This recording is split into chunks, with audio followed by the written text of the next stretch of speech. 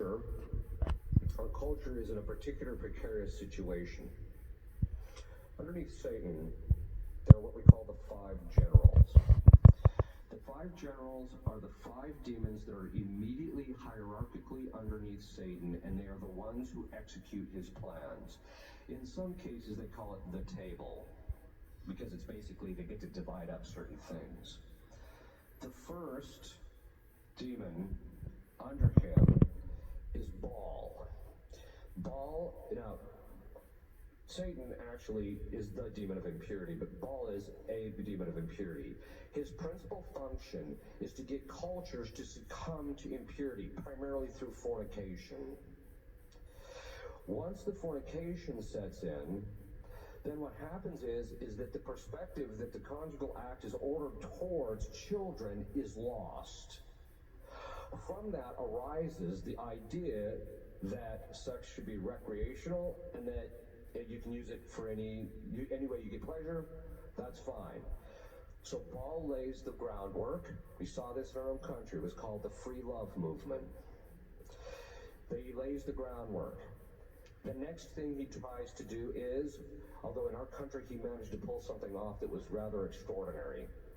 The next thing is after that, as we read from St. Paul, God delivers men and women up to their lusts, and men will start to sleep with men and women with women, which basically means what? Once the spirit of fornication sets in, which, by the way, I don't know if you noticed, in the New Rite, they removed this from the spirit of fornication, deliver us from the Litany of Saints, at the very time that the Free Love Movement gained ascendancy. What we pray for is what we get. You don't pray for it, you're not going to get it. After that, then what happens is the culture, the next three demons show up. The first is Asmodeus. He's the demon of homosexuality in men. Then there's the demon of Leviathan, which is the demon of homosexuality in men, but of the masculine kind. These are the women who are heavy on the heels, we would say. Okay. Then there is the spirit of Lilith, which is the more seductive form of female homosexuality. After those have gained ascendancy in a culture, which, by the way, if you look at the cultures, every single culture is pushed in this direction. Okay. So, historically, not just ours, but historically, this is always the progression. Once you have fornication, you end up with contraception, and then the upshot of that is homosexuality, and then abortion. Baphomet is the fifth one, and he's the demon of child sacrifice, abortion.